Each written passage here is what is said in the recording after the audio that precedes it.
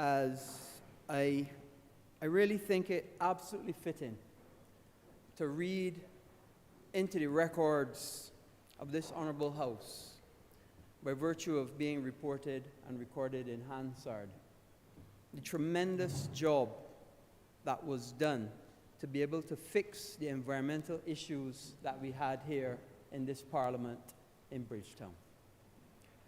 Mr. Deputy Speaker, it was a tremendous job undertaken by the Ministry of Housing and the Ministry of Transport Works and Maintenance, together with the members of the staff here at Parliament, including the Speaker, who made it his business to be here on a regular basis, sometimes till 12 o'clock at night, to see that this work was appropriately done. It was a long and difficult task. Started, I believe, just under 2 years ago, and we had to do lots of work in terms of mold in the library area by taking out the under cellar, making a new cellar that air could pass through, that the walls would be able to dry appropriately, because people forget that we are just next to the river. So a lot of moisture is just under the surface. We had a lot of areas that had fiberglass in the ceiling, all these new ceilings and all the ornate work that you can see in here. Very few people do this kind of work these days. And all of that had to be done. The air condition had to be changed. And in order for the air conditioning to be changed, we had to do a new roof, because the air conditioner was heavier than the previous air condition, and the roof was determined, the ceiling was determined where it sits, could not take it. All of this had to be done. We had to change out all of the carpet, because the carpet, as you know, sometimes can attract dust and mold and so on. Lots of environmental work went in to getting this Parliament back. It is a work in progress. It is not 100% complete. There's still a lot of work to be done, but we obviously are happy to be back to have budget in Bridgetown. And I could not make my first speech from this honourable chamber in this position without saying that the members of the Ministry of Housing and the members of the Ministry of Transport Works and Maintenance and the staff at this Parliament have done very, very well and have gone above and beyond the call of duty. The Clerk of Parliament, well, I thought that he slept down here. He used to be here till 12 and 1 o'clock at night, and then come back for 8:30 and 9 o'clock in the morning, every day for weeks. That's why you didn't see him too much in estimates, because he was here making sure that we could be back here. And to every single person, all the contractors, TMR, I don't want to call them names, but they were contractors that did a lot of work to get this Parliament to where we are today. And my heart goes out to them. I thank them for all the work that they did to get us where we are today. Mr. Deputy Speaker, as I listened to the Honourable Prime Minister make that presentation yesterday, I even discussed it with the Senior Minister to my left, the member for St. James Central. And we came to an absolute conclusion that not only was that an absolutely visionary presentation, not only was it a historic presentation, but it was a totally transformational presentation. And it will go down in history as one of the best budget speeches ever given in this House of Assembly. And I say that without fear or favor. It was one of the best. One of the best. And I've known every Prime Minister and watched every budget from Errol Walton Barrow, as long as I could watch budgets, all the way through every single Prime Minister. Every single one.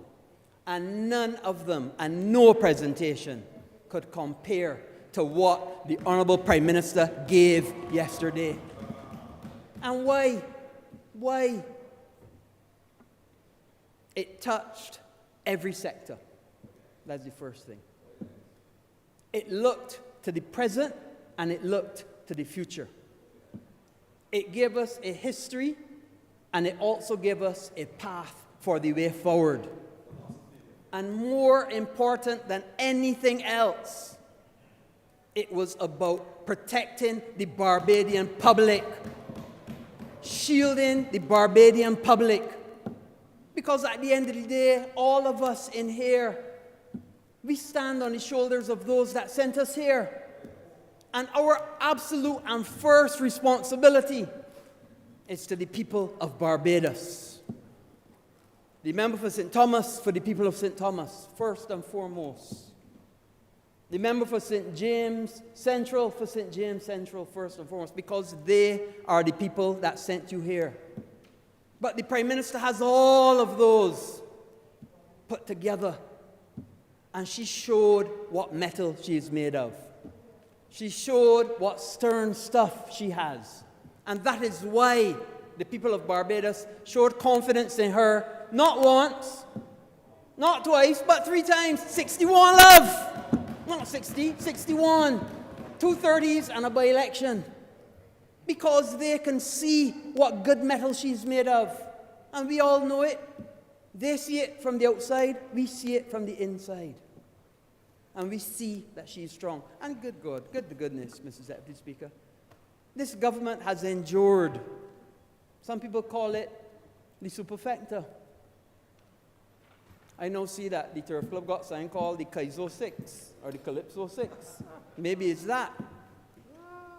But from the pandemic to the cyclonic to the volcanic, and now it may be, I don't know, war, having tremendous effects on what we can do in this country, having tremendous effects on all of our abilities and all of our plans for growth. But you know what? Every time there's a problem, the Prime Minister comes back with a solution, and a solution that works every single time without fail. And that's exactly what she does, and that is why the people showed that confidence in her. That's why we have that confidence in her, and that's why we continue to support the vision of the Honourable Prime Minister of this country. I want to focus on a few aspects of the budget that are dear to my heart. The first one has to do with the cars and the removal of the duty, essentially the duty and VAT on electric cars, new and used, to just 10%. Let me say, Mr. Deputy Speaker, that alone, if nothing else, that is going to change and transform Barbados. And why do I say that? Cars in Barbados right now use diesel or gasoline. You and I know the price of gasoline and diesel is going through the roof. You and I know that we don't have a refinery here in Barbados to produce gas or diesel. So we rely on foreign exchange and cash and ships and a supplier to be able to bring gas and diesel here to this country so that we can have transportation. But just imagine if the cars in this country no longer have to rely on gas or diesel, but rely on what we all have seen every day of our lives, capturing that energy of the sun and transferring it into electricity, which can then power our cars. Which means then, you're not relying on ships having to bring gas and diesel. You're not relying on foreign exchange or the opportunities to get foreign exchange to buy gas and diesel. You're not reliant on any of those things, the international price of gas and diesel. None of those things will become relevant because all we will be able to do is use electricity to power the cars. And let me tell you, the Transport Board, after having the 46 buses that they have proven not only are they cost efficient in terms of the cost of the electricity versus the cost of the gas and diesel, but also maintenance. Maintenance much, much less as well. So when, and let me tell you, I've spoken to some of the people in the new and used car dealers who import cars to Barbados. And they're excited at the opportunity to be able to get electric cars here at just 10%. And let me go further. What I then did and why I'm suggesting, because it's not only the cars. Remember, the Prime Minister also talked about houses and putting photovoltaic systems on houses. And what that does, and she explained it, and I'm going to go a little further on it. The Prime Minister said, so you have $10,000. You put $10,000 in the bank. That's going to give you, what, $100 when the year comes, if so much? You take that same $10,000 and you buy a photovoltaic system and you put it on your house. And you sell that electricity back to the grid. That $10,000 photovoltaic system, rather than give you the $100 as it would in the bank, it's going to give you about $500 or $600 a month. $500 or $600 a month in your hand. So obviously, it is much, much better to put the money in a photovoltaic system than to have it sitting down in the bank. In fact, I called one of my banker friends and suggested them, you all need to be doing a package. You all need to be doing a package. If you get the photovoltaic system and you get the electric car, you get a percentage that is small, so encourage people to get the photovoltaic system and to get an electric car simultaneously. And these are the kinds of things that we've got to be looking at. Now, others would argue that what are we going to do with the gas cars that we have here in Barbados? I thought about it. I wondered. I agree, because there are many people who have gas cars, some 10, 12 years old, who still would have to do something about their gas car if they're going to change to electric. But you know what? There are opportunities for export within the region, because every country in our region isn't ready for electric vehicles like how we are. And another person could get an opportunity. And this is something we have to look at. I understand that there's, within the common external tariff, within the CARICOM region, there's no tariff for export. Give an opportunity to another country. So for them, certainly some place like Trinidad, where electricity is very cheap, and also where gas is very cheap, they may be not interested in looking into electric cars at this time. We don't know, but we have to explore these opportunities, because we have no choice. We have to look at changing and transforming this country so that we rely more on photovoltaic and renewable energy than we rely on fossil fuels. We have the commitment for 2030. The Honourable Member for St. James Central will tell you, and we must move towards that with pace. I also want to talk, Mr. Deputy Speaker, about batteries. Because the Honourable Prime Minister spoke about the batteries and the need to have batteries. In fact, she looked at the Honourable Members for St. James Central and myself and said that it was our responsibility to make sure that we got the battery aspect through. And this is another important aspect that people don't understand. Let me see if I can break it down a little bit. When a photovoltaic system makes electricity, it only makes it while the sun is up. So what happens when the sun sets? Well, what happens is you have a battery installation. And that battery installation would store electricity while the sun is up. And while the sun has set, what is stored in the battery will then be released into the grid to continue to provide electricity for the 24 hours. And that is what we have to do next. We have to set up the way in which batteries will be paid for, Fair Trading Commission, the revenue from the batteries, the cost of the batteries, so that the people investing in that side of the total energy revolution will have a reasonable return on their investment.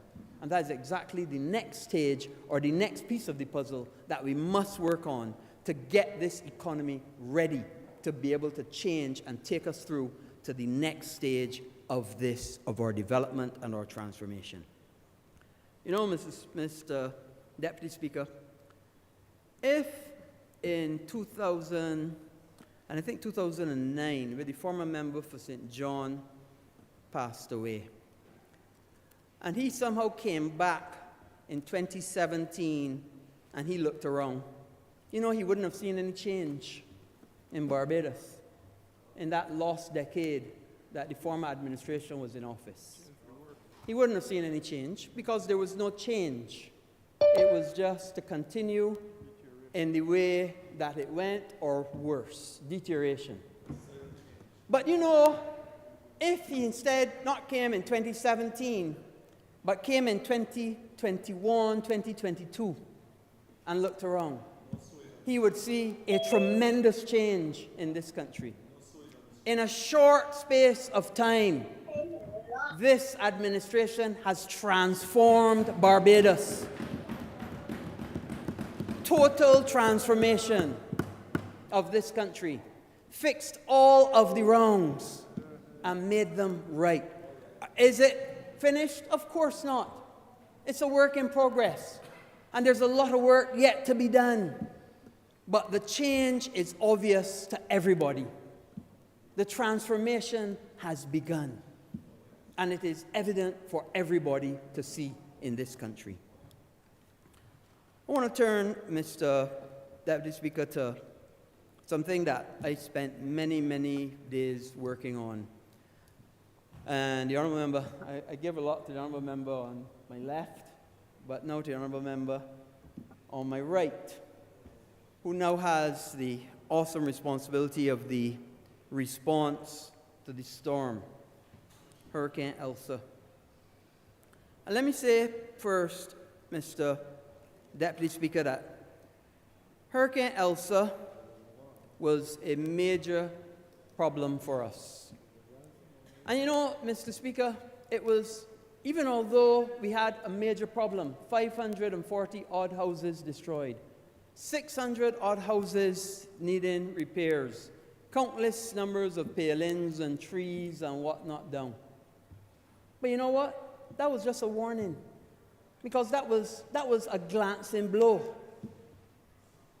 When we really consider what Hurricane Elsa was, it caused a tremendous problem, but it was a glancing blow to tell us to be prepared for should something stronger come to our shores. To tell us you need to make yourself prepared and ready. And I brought this here, Mr. Deputy Speaker, for people to understand what this is. This is a very, somebody's telling me that I have to make it a document to the House. And if I so have to do, I will. Here. This is a hurricane strap. And why I brought it is because it's not only to show what it is, but to show the price. The price is written on here, $1.09 for a hurricane strap. $1.09 is written on it. And the Prime Minister spoke about a program that the Honourable Member for St. George South is going to have to bring. It's a program that I started when I was the Minister. But I have to give credit where the credit is due. It was not my brainchild. It came from the then leader of Solutions Barbados. And forgive me for saying his name, Granville Phillips. Because I heard Mr. Phillips on the radio one day, and he said that for $100 to $150, you could strengthen a house in Barbados. And that made me very interested, because you could learn something from anybody. And I listen to everybody, from the smallest child to the oldest person, from all of my colleagues to all of my enemies. I listen to everybody, all. And I always take note. And he said that for $100 to $150, you could strengthen a house. And I challenged him on it. And I brought him, together with two other engineers in the ministry, and notable engineers in Barbados. And they wrote a paper. And that paper said that with just $150 to $200, by using simply these things called hurricane straps, you put them on the exterior of the house, which holds the rafter, essentially, to the ring beam, be it wood or wall, and you could strengthen the house. Now, it doesn't mean that that house would be able to live past a Hurricane 3, Category 3 hurricane, but it would give the house a better chance with the roof and help to hold down the roof. You know, sometimes when speaking to driver, I see people with bricks on their roof, and that is the attempt to hold down the roof. But this is better. And if we as a government could distribute these to all the householders of Barbados and give their houses just a little more strength so that we don't have the problem of 500 odd houses having to be rebuilt at a cost of $80,000 or $90,000 and just a little $200 investment, and encourage each for those houses, and just with a $200 investment, encourage people to put these on their houses and strengthen their house just a little bit more. Maybe when the next system passes, we wouldn't have 500 houses destroyed. We wouldn't have 600 houses to repair, just with a small investment of $200. I salute the program for Strap It that the Honourable Member for St. George is going to be bringing. Deputy Speaker, in addition to that, and I can make it a document house, no problem. Mr. Deputy Speaker, the Honourable Prime Minister has made it very, very clear that in order for Barbados to get out of the difficulties that we're in, we need to have growth in this country. Growth in this country. The Prime Minister says she wants double-digit growth. And growth can only come with investment. You know, when I sat on the opposition benches, 2008 to 2013, every time they brought a budget, there was no growth. No growth. Year after year, no growth. In fact, I used to call them the no-growth government. 0% growth, 0.1% growth. You know, sometimes when Speaker, the only growth that they were getting is growth because of inflation. Inflation was growing, but the economy was not. Because they could not get confidence in the economy. They could not get investment in the economy. They could not borrow anything because nobody was lending them anything. So there was no growth in this country for 10 years. But then the Lord sent the Honourable Prime Minister of this country. And let me tell you, we are looking at growth in this country. We are looking at significant investments in this country. And it's my responsibility to track those investments. The Prime Minister gave a few of them. I have a list. Prime Minister tells me it's not even a complete list, but it is a list. And it's a little different from the one that she gave because I've had additional information from when I gave her last time. And I'm going to go through them one by one because they are absolutely important for the growth and investment in this country. The first one that we all know about, Hyatt Ziva. 370 rooms, an investment of $165 million US, 2,000 jobs during construction and 1,500 jobs post-construction. Discovery Bay, Royalton, 253 rooms, $160 million US investment with 700 jobs during construction and 500 jobs post-construction. Margaritaville, one that is dear to my heart. Why?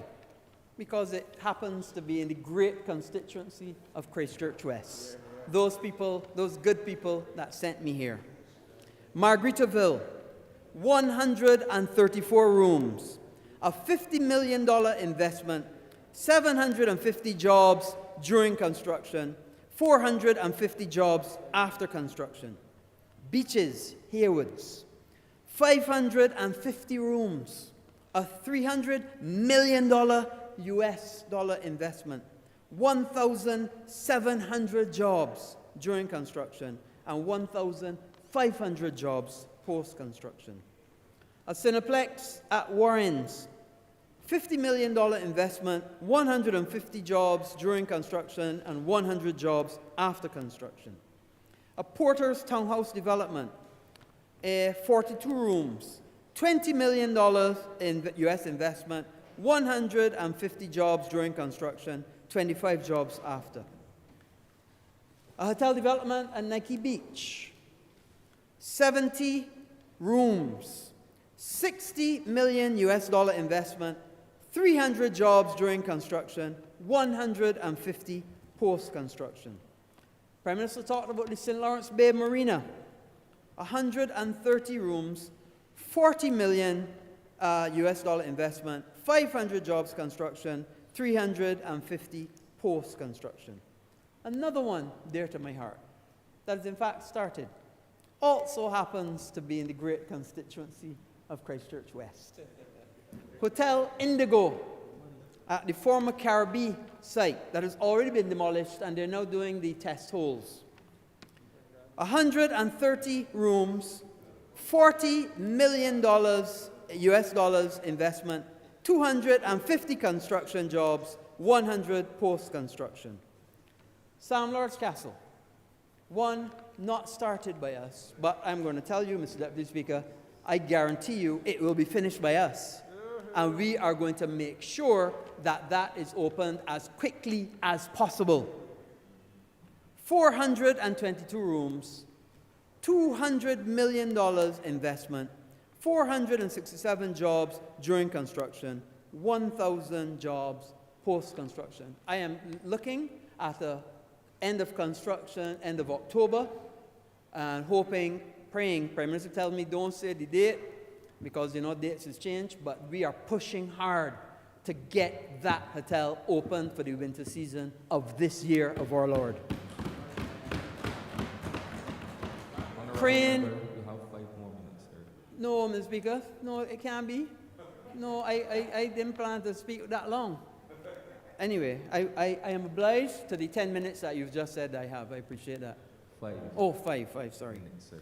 Crane Beach, 120 rooms, $100 million investment, 250 jobs construction, 280 jobs post-construction. So, Mr. Deputy Speaker, this is major, major, major investment in this country. It shows the most important thing: confidence in the people of Barbados.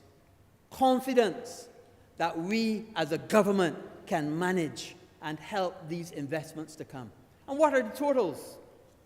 Number of rooms that we intend to get by the end of this term. 1,854 rooms. 1,854, Mr. Deputy Speaker. The investment, $1.3 billion US dollars in investment that this government is bringing to this country.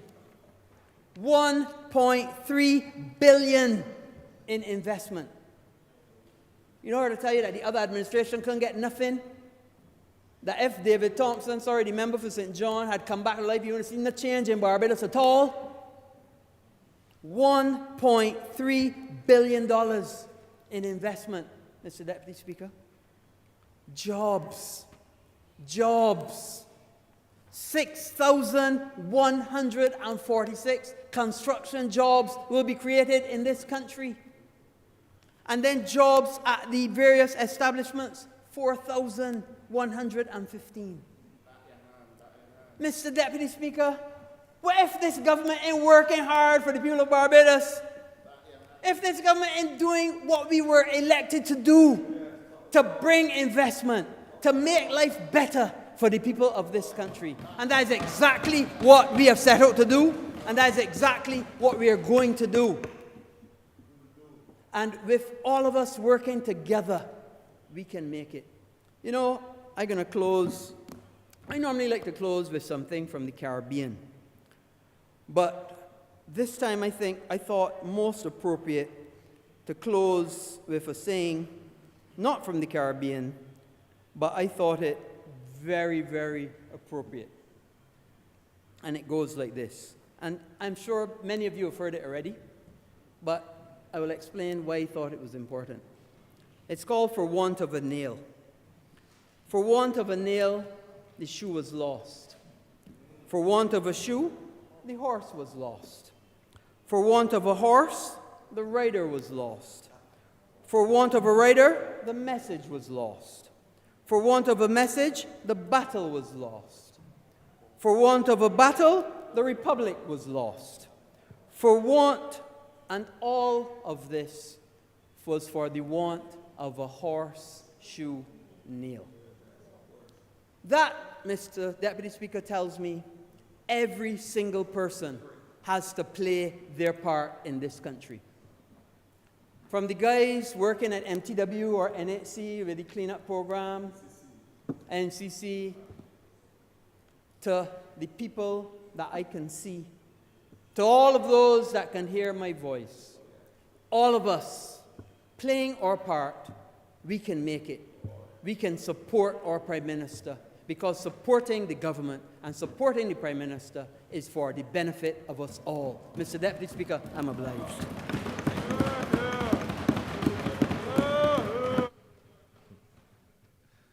Honourable Member for St. Michael West.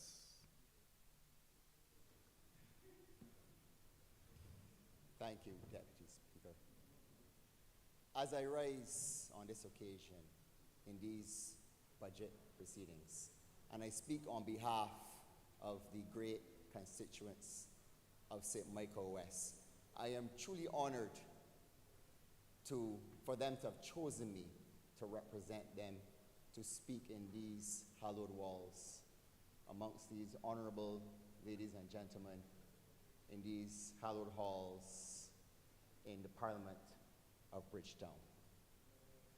Now, Mr. Deputy Speaker, as I stand here, I'm cognizant of who I am and where I have come from.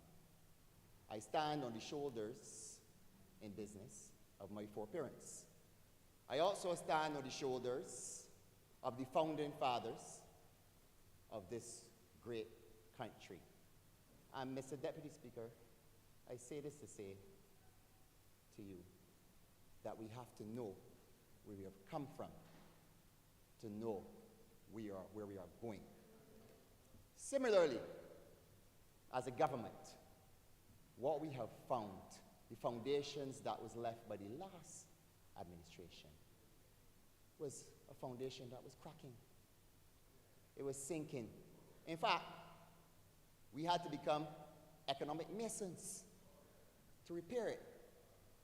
In fact, we found the four horsemen of the economic apocalypse, as coined by the Honourable Prime Minister. I learned that from her and her economic advisors. I think all of you heard it as well. And the first horseman, sir, was the $420 million in foreign exchange reserves that were left at the central bank. That constituted 3 weeks of import cover. Poor. The second economic horseman was the debt trap that we found ourselves in.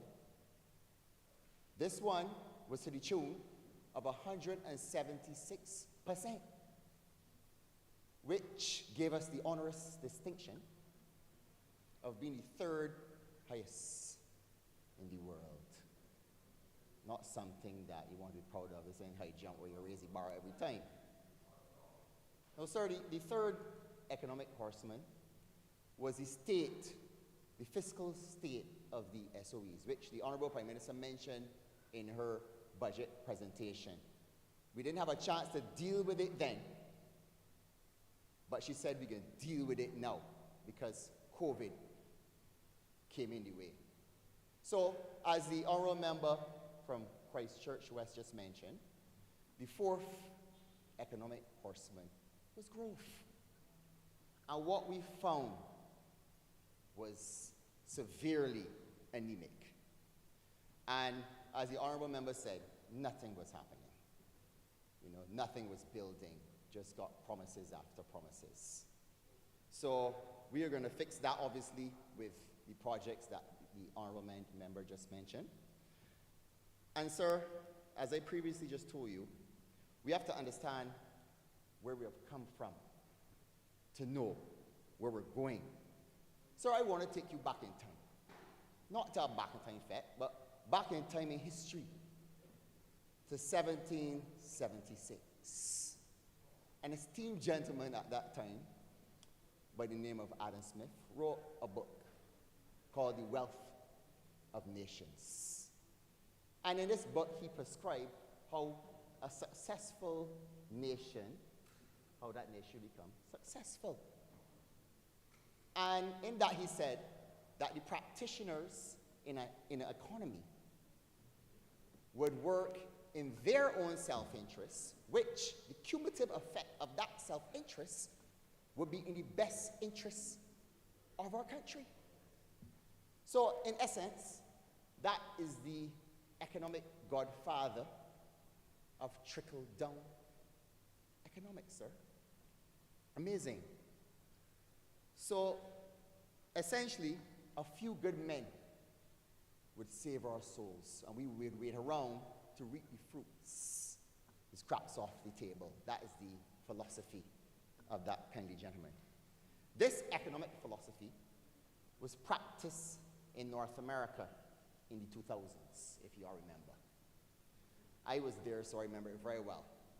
And at that time, a few good men decided to create investment vehicles to trade based on subprime mortgages. And they traded these things, and I can tell you, I had some friends at that time in university with me who owned 4, 5, and 6 houses. As the great Fed chair, Alan Greenspan, said, that this was a period of irrational exuberance. It was the time. And, Mr. Deputy Speaker, this led up to the economic collapse of the Great Recession. As you guys will remember, Deputy Speaker, as you remember, this helped usher in the first black president in 2008.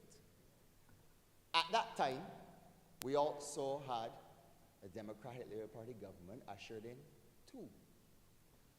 So, Mr. Deputy Speaker, it is alarming to me that we do not learn from our mistakes. We do not know our history so we can know where we are going. So that administration would have allowed a few good men again, Mr. Deputy Speaker, to rule the roost. A few good men, and then engage in trickle-down economics, hoping that our constituents in the urban areas get a piece. As the honorable member said, a good man. But sir, this is very peculiar to me, that in those 10 years to solve our economic problems and wait for the fruits to trickle down. Well, this led to tremendous decline, as you all would remember. So, Mr. Speaker, this is a period of a sleeping giant armed with the economic policies of an invisible hand. Sounds like a bedtime story that I would tell my daughter, except that it's a good, that's a horror story. So is it gets this backdrop that the solutions that we are tailoring to save this economy were rooted in the principle of spreading the burden. You heard the Honourable Prime Minister say this yesterday, that we are going to spread the burden. In bad times, you spread the burden. In good times, you share the fruits. That is what we do. So, the first order of business was to save the Barbados dollar, as you all decided to do. And the Honourable Prime Minister said the first thing she asked y'all when she went in the room is, Mr. Deputy Speaker, what do you want to do? We want to save the dollar. It's the lifeblood of our economy. And today, that the foreign reserves now sit at 43 weeks of import cover, as I heard the Honourable Prime Minister yesterday, which constitutes about 3 billion or so, 3.8 billion in reserves. That was the first order of business. The second was to get out of the debt trap. And prior to COVID, I think that the Honourable Member from Christchurch can confirm this, but Essential, sorry, that we were at 117% was our GDP to debt ratio. Of course, that would have raised since then because of our COVID spending. So the third order of business was SOE reform, but as I told you earlier, because of COVID, that was not possible, Mr. Deputy Speaker.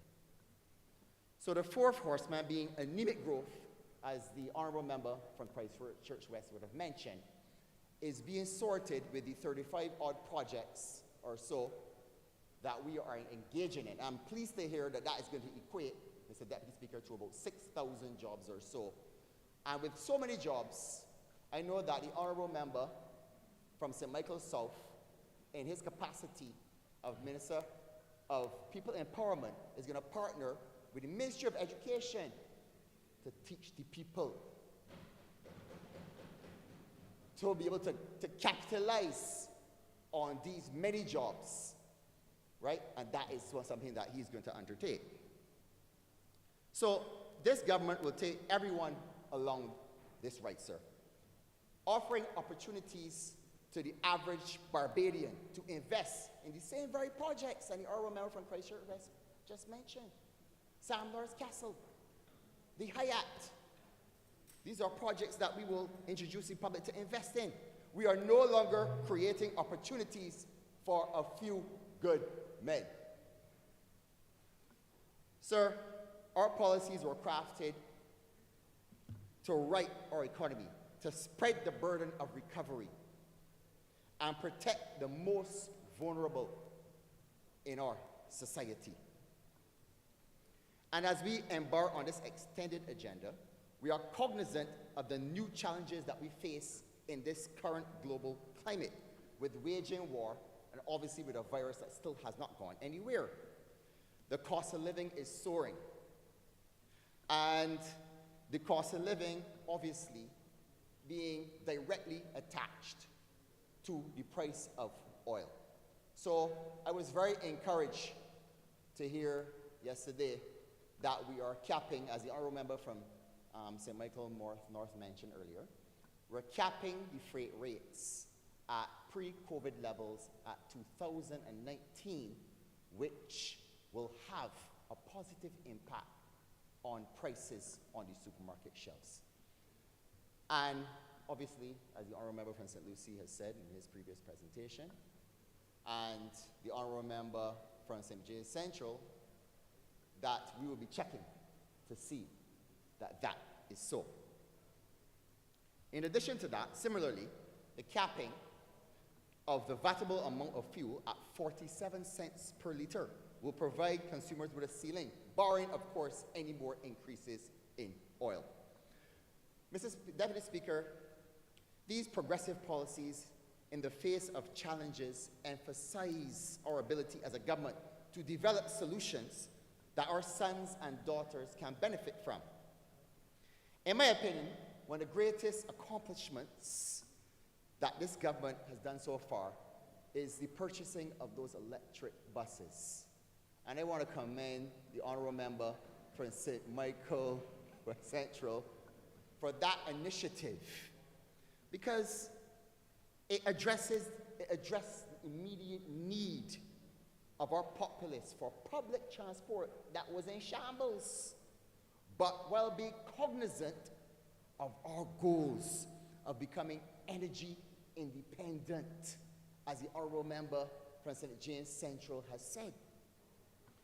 And Mr. Deputy Speaker, sir, along with the ease on the taxes, which is the excise tax and VAT on electric vehicles, We will, along with that and the implementation, as the honourable member from St. James Central said, the implementation of solar panels on every roof in Barbados. I look forward to that, sir. Because I heard you, Mr. Deputy Speaker, I heard him say this. And I look forward to the time when we would have all of our constituents in the urban area outfitted with solar panels, so they no longer have to go and get a bottle of gas.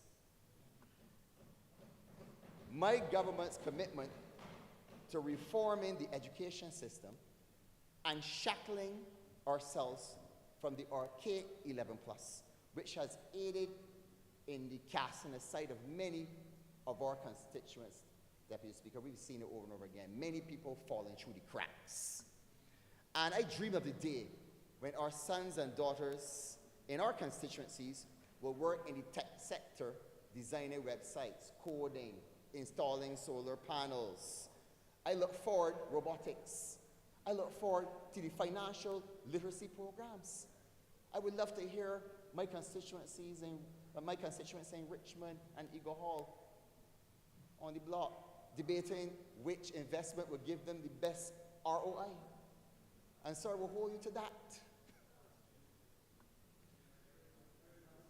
Sir, I know that these progressive policies are coming, and hopefully the biggest thing that we'll see in terms of a war on the blocks is men just arguing about who's going to win the football match between Chelsea and Man U.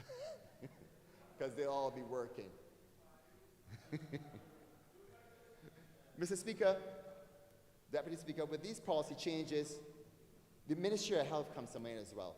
And in the transition from the endemicity of COVID-19 to the fight against NCDs, I look forward to the day when I can go to my constituency, sir, and see them living healthy lives and getting basic procedures in a timely manner.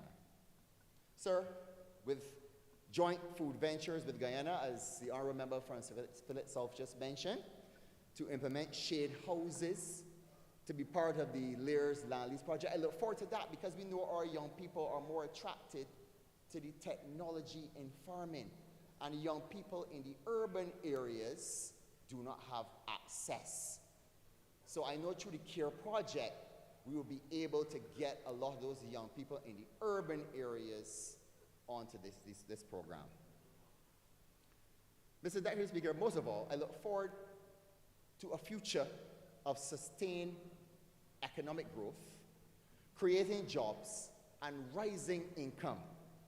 A future that is fueled by productive workers, not only by the alliance with a few good men, sir, a future republic allowing our youth to be progressive innovators, sir.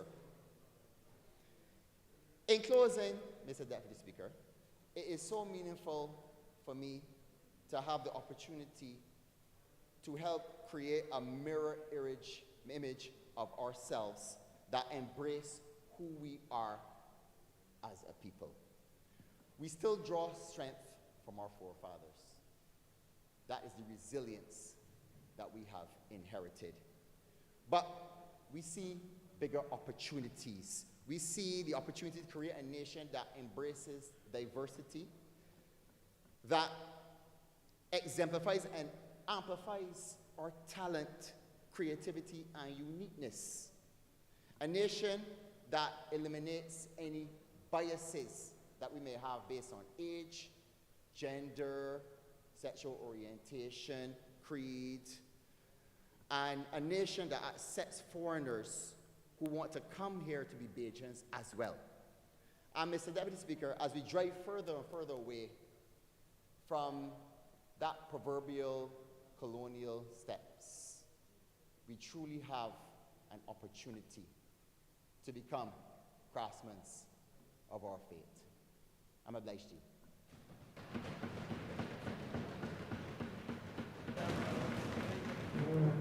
Leader of Government Business.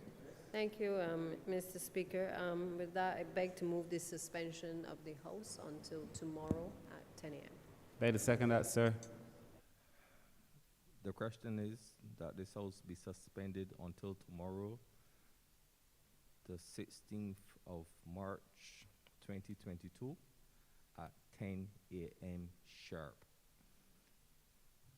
Those honorable members in favor, please say aye. Those against, please say no. I think the ayes have it. This house now stands suspended until tomorrow morning, the 16th of March, at 10 a.m. sharp.